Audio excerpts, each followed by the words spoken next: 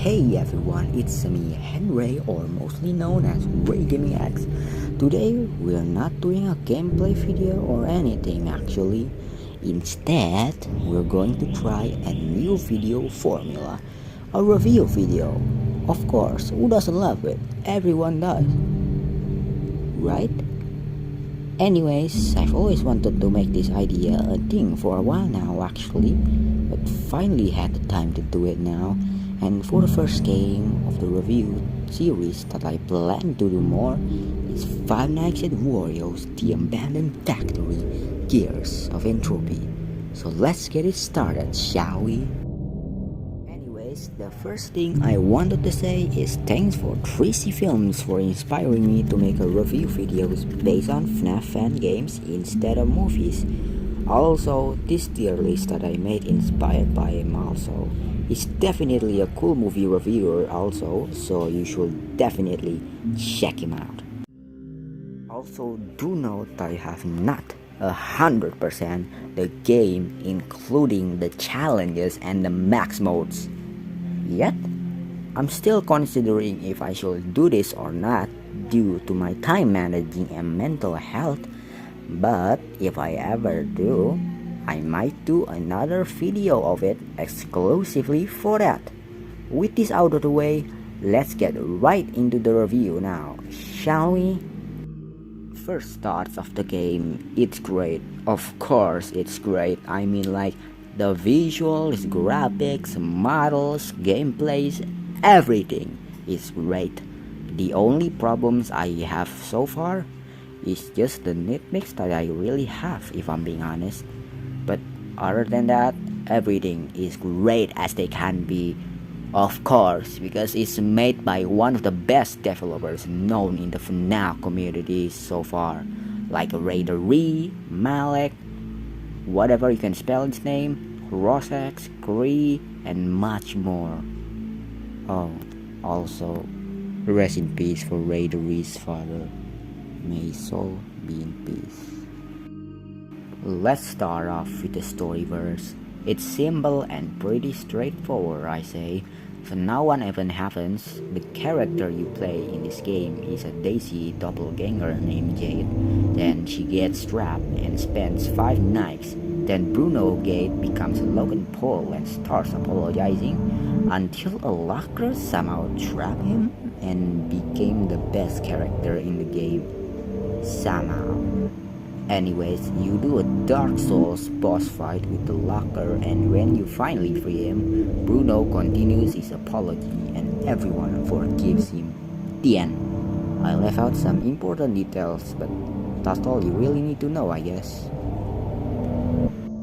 Graphically, it's awesome. Why would it be bad? I mean, like, few models and animations are even made on Blender instead of Roblox, which is some true dedication by the team that works in this game, and most people in the team are very known for being the best coders or graphics guy. So good job and hats off to them for pulling this off despite being a pretty short game that is a bit longer than the original The Abandoned Factory Legacy Edition. And remember, this is only an appetizer to Tab Zero Nevermore, which is basically a small taste of the games they are working on. Now, I'm kinda mixed, leading more to positive when it comes to the gameplay. They are definitely fresh, awesome, unique, and not boring at all actually, and definitely fair, but this is more of a nitpick for me since, you know, I suck at FNAF fan games. Few things could be a little bit easier, such as figuring out the mechanics.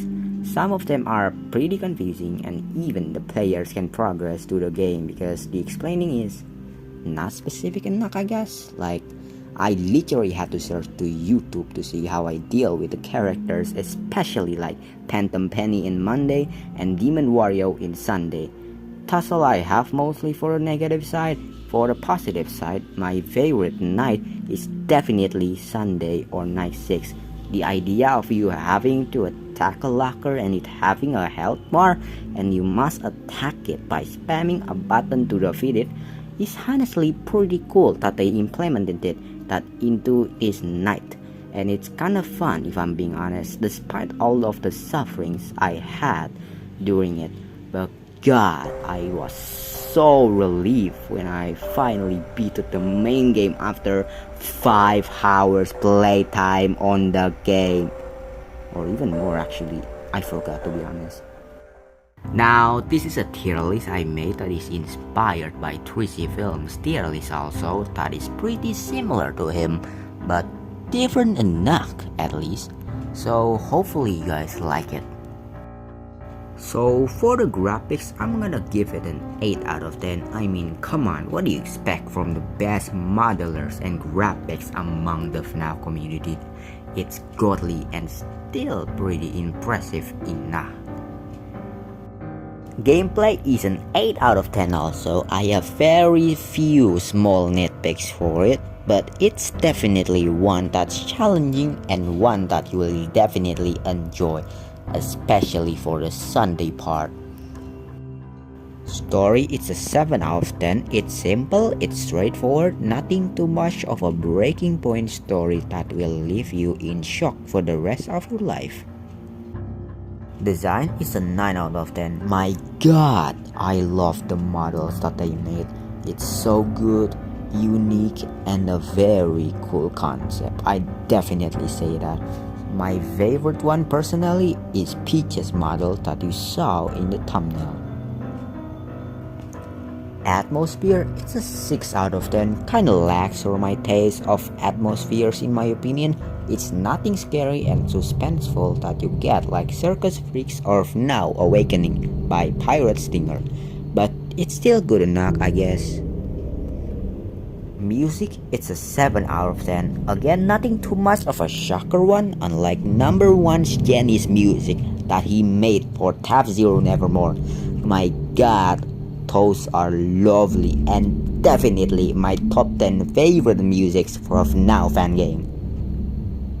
Finally, for the score and rating that I will give for the game is an 85% and deserves a trophy. So good job team of the game, definitely one of the best FNAF fan games to come out this year.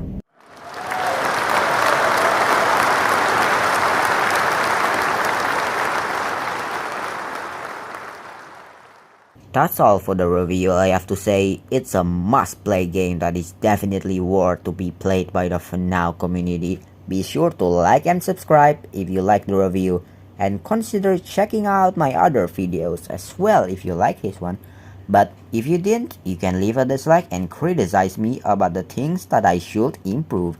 So anyways, have a great day and goodbye.